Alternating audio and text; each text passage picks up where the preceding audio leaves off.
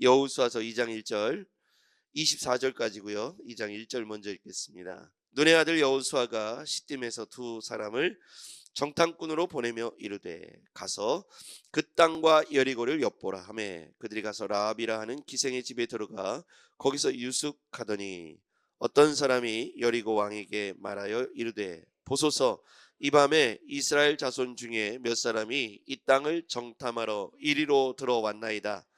여리고 왕이 라합에게 사람을 보내어 이르되 내게로 와서 내 집이 들어간 그 사람들을 끌어내라.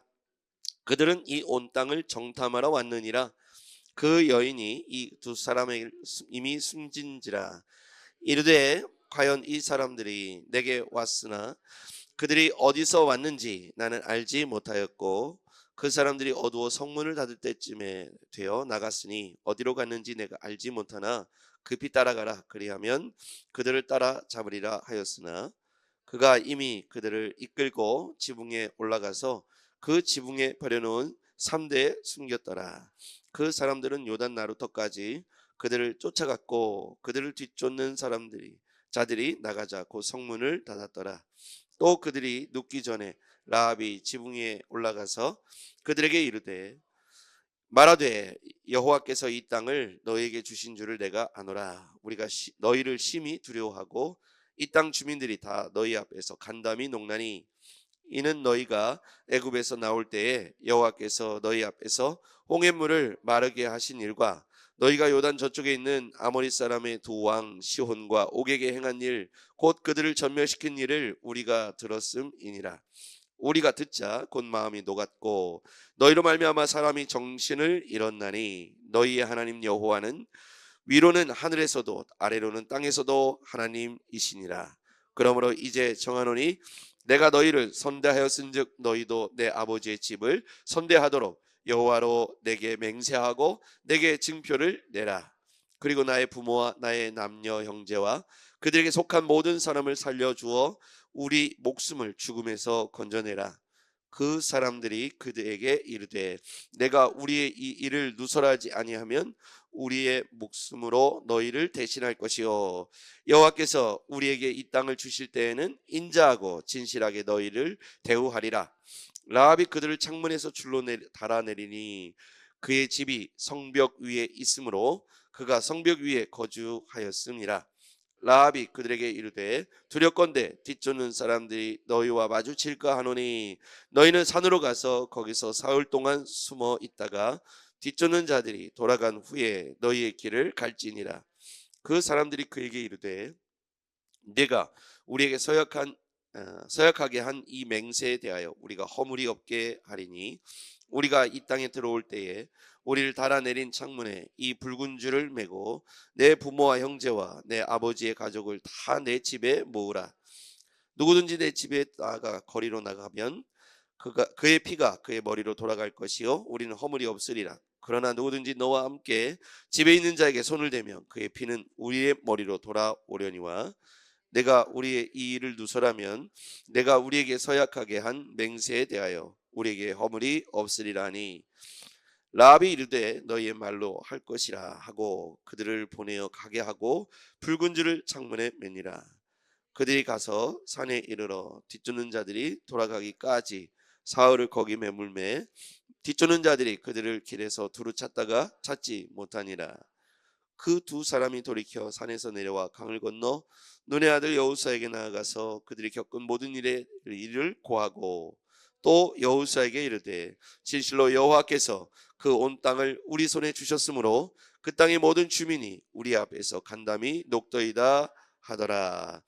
아멘. 네. 오늘 이 말씀을 통해서 우리에게 주시는 하나님의 귀한 은혜가 있기를 주의 이름으로 축복합니다. 오늘 이 여호수아가 시딤에서 두 사람을 정탐꾼으로 보냈죠. 그 두 사람이 들어가서 여리고를 정탐하게 됩니다. 그런데 여리고가 굉장히 큰 성읍이었는데 당시에 지중해 옆에 있고 굉장히 큰 성읍이 여리고성인데 우리가 알고 있듯이 여리고성을 무너뜨린 사건이 기억나죠? 근데 여리고성을 이렇게 7바퀴 돌을 때 여리고성이 무너졌다 이렇게 돼 있는데 이 여리고를 엿보고 오라고 했습니다. 그런데 여리고성에 들어간 그곳이 바로 첫 번째 집이 라합이라고 하는 기생의 집에 들어가서 그 집에 가서 이제 정탐을 시작하게 되죠. 자, 그런데 라합이라고 하는 여인의 그 상황이 기생이었다 이렇게 표현되어 있는데 다른 본문에서 보면 창녀다 이렇게 표현되어 있습니다. 많은 사람이 있었을 텐데 하필이면 라합이라고 하는 이 창녀 기생의 집에 들어간 것도 저는 이게 묵상하다가 하나님께서 왜 그들을 그 집에 들어가게 하셨을까? 많은 사람이 있었을 텐데 그 기생 라합의 집에 들어감으로 정탐을 시작하게 했을까? 하나님께서 들어 사용하시는 사람들을 생각해 보았습니다.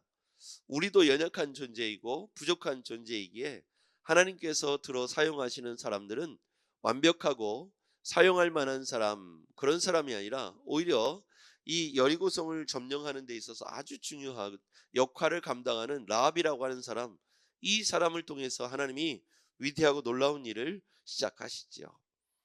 하나님의 역사는 연약한 자를 들어서 강한 자를 부끄럽게 하신다는 것을 묵상하게 되었습니다. 우리같이 부족하고 연약한 사람 때때로 내가 무엇을 할 수 있을까 우리는 그렇게 생각합니다. 나를 바라보면 배운 것도 많지 않고 지식도 많지 않고 돈도 많지 않고 누군가와 비교하면 나는 부족한 사람처럼 보여집니다. 내가 뭘 할 수 있을까? 우리 교회에서 나는 무엇일까? 우리 나라에서 나는 무엇일까? 우리 집안에서 나는 누구일까? 이런 생각을 해볼 때 당당하게 떳떳하게 내가 굉장히 중요한 인물이다. 나 없으면 안 될 것 같다. 이런 생각보다는 내가 하는 일들이 미미해 보이고 또 내 역할이 작아 보이고 사람들에게 나는 굉장히 연약한 존재로 보여줄 수 있습니다. 여러분 그런 생각 안 드십니까? 자존감이 충만한 분들은 굉장히 스스로를 굉장히 좋게 여기겠지만 직업적으로 기생이고 창녀였다라고 한다면 사람들에게 어떻게 보면 환영받거나 그렇게 존중받는 인물은 당대에도 아니었을 거라고 생각을 합니다. 그런데 하나님은 두 사람의 정탐꾼을 우연이 아니라 필연적으로 그 집을 방문케 하시고 결과적으로 보면 이 기생 라합에 의해서 두 사람의 정탐꾼이 보호를 받게 되고 무사히 여리고성을 정탐하고 빠져나갈 수 있도록 그렇게 합니다. 그리고 이 기생 라합의 고백이 위대한 고백을 하죠.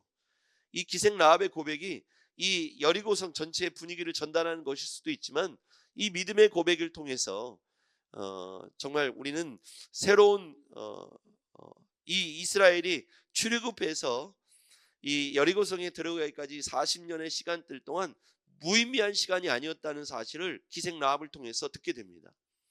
그 사람의 입을 통해서 무슨 얘기를 듣게 되냐면 자 한번 가보시죠. 8절입니다. 8절 9절 같이 읽어볼게요. 시작. 또 그들이 눕기 전에 라합이 지붕 위에 올라가서 그들에게 이르러 말하되 여호와께서 이 땅을 너희에게 주신 줄을 내가 아노라. 우리가 너희를 심히 두려워하고 이 땅 주민들이 다 너희 앞에서 간담이 녹나니 왜 그렇게 두려워했을까? 왜 이 땅을 너희에게 주었다고 말하게 됐을까? 10절 시작. 이는 너희가 애굽에서 나올 때 여호와께서 너희 앞에서 옹햇물을 마르게 하신 일과 너희가 요단 저쪽에 있는 아모리 사람의 두 왕 시온과 옥에게 행한 일을 곧 그들에게 전멸시킨 일을 우리가 들었음이니라. 우리가 듣자 곧 마음이 녹았고 너희로 말미암아 사람이 정신을 잃었나니 너희 하나님 여호와는 위로는 하늘에서도 아래는 땅에서도 하나님이시니라. 이런 얘기를 들었다는 거예요. 자, 이 얘기를 홍해물이 마르게 된 사건과 요단 저쪽에 있는 아모리 사람의 두 왕 시온과 옥에게 행한 일, 그들을 다 전멸시킨 일을 들었고 나서 우리의 마음이 녹았다. 간담이 녹았다. 정신이 혼미해졌다. 그 하나님에 대한 두려움이 생겼다는 거예요. 위로는 하늘의 하나님이시고 아래로는 땅에서도 하나님이시다. 이게 지금 기생 라합의 입을 통해서 전해 듣게 된 내용입니다. 그리고 이 두 정탐꾼이 그대로 여호수아에게 가서 보고를 합니다. 뭐라고 보고를 하냐면 24절 시작. 또 여호수아에게 이르되 진실로 여호와께서 그 온 땅을 우리 손에 주셨으므로 그 땅의 모든 주민이 우리 앞에서 간담이 녹더이다 하더라. 이 얘기가 바로 기생 라합의 이불을 통해서 듣게 된 얘기를 여호수아에게 두 정탐꾼이 보고한 내용입니다. 그 땅을 우리 손에 주셨다는 얘기도 이 기생 라합이 한 얘기고요. 우리 앞에서 그 주민들이 간담이 녹더이다. 이렇게 말한 것도 라합의 얘기입니다.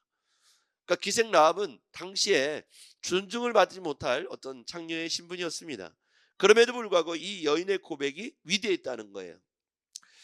그리고 그들이 출애굽해서 애굽에서부터 나와서 홍해에 직면했던 일과, 그리고 아모리 사람 두 왕을 전멸시킨 일과, 그리고 광야에서 있었던 일들에 대한 모든 얘기를 듣고 나니까 그들이 그 하나님이 이끌어 가시는 이 이스라엘 백성들에 대해서 두려운 마음을 갖게 됐다는 얘기입니다.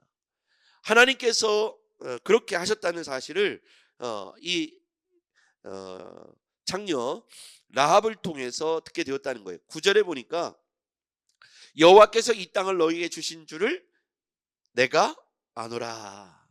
10절에 보니까 이는 너희가 애굽에서 나올 때 여호와께서 너희 앞에서 홍해물을 가르게 하신 일. 이 사람은 이 모든 일의 주체가 누구인지를 말하고 있는 거예요. 동그라미 쳐볼까요? 여호와께서 두 번이나 나오죠.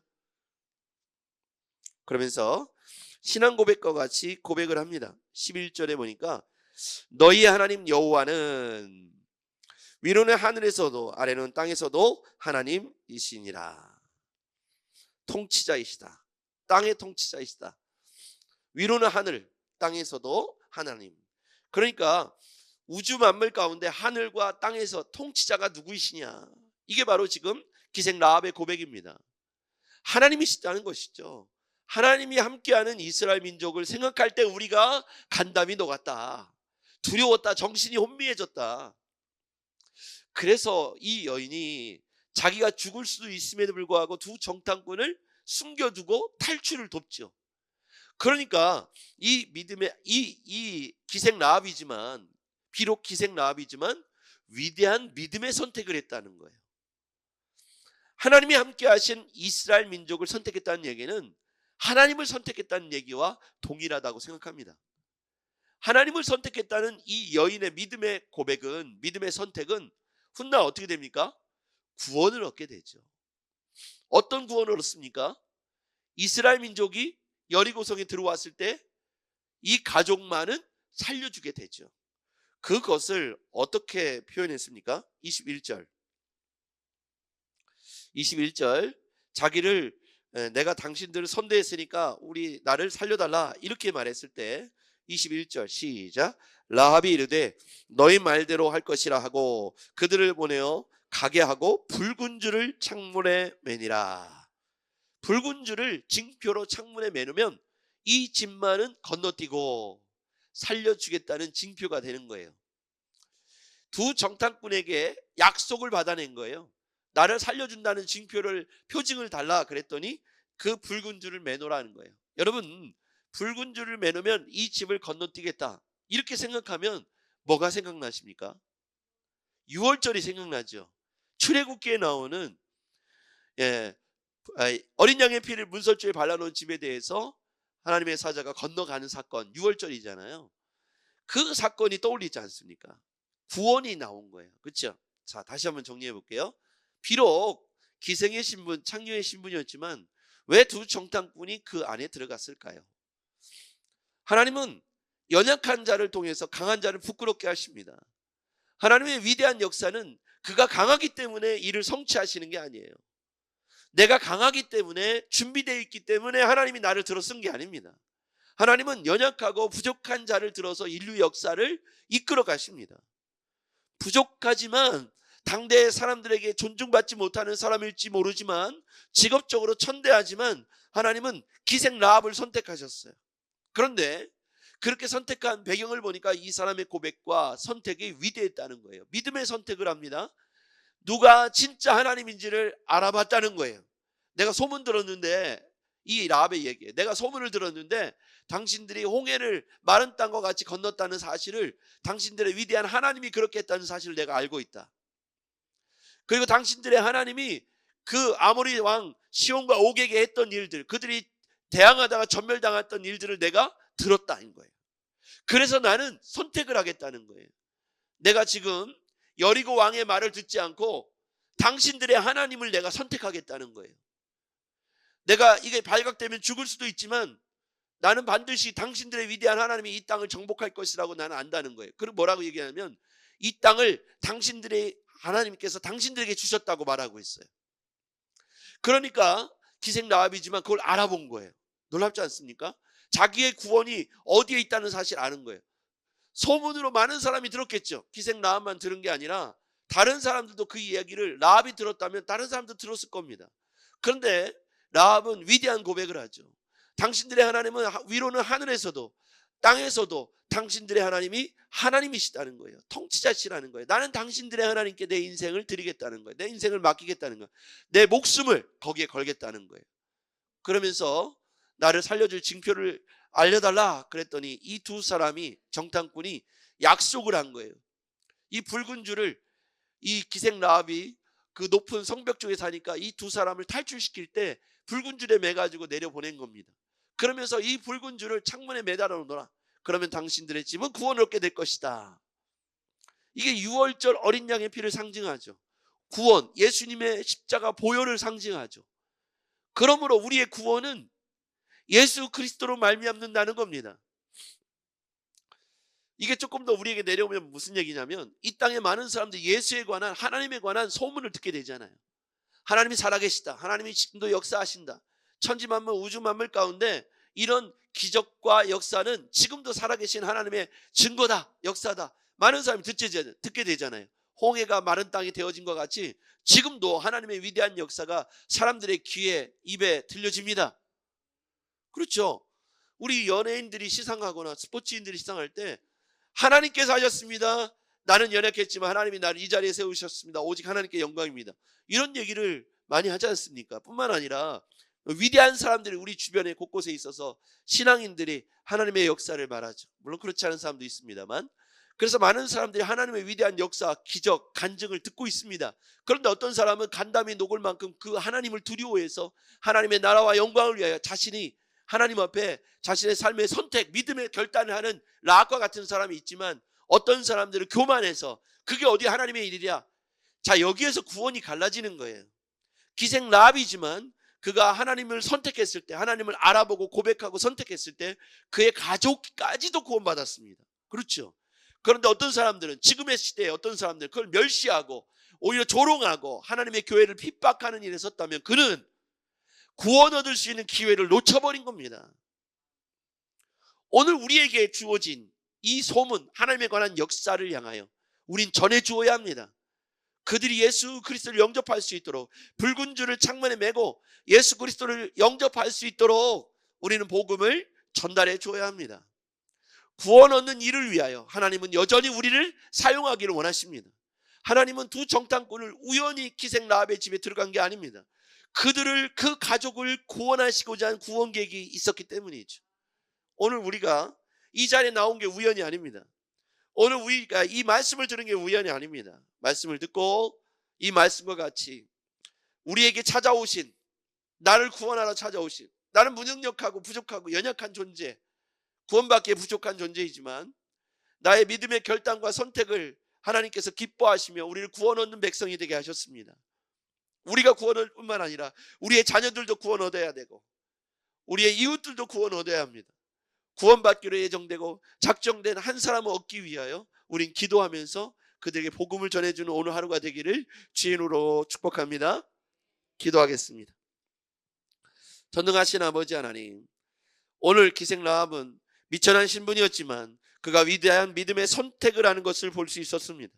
하나님 아버지, 두 정탐꾼을 살려줄 뿐만 아니라 하나님이 어떤 분이신지, 하나님이 왜 자신에게 보내셨는지를 정확히 이해하고 말하는 것을 볼 수 있었습니다.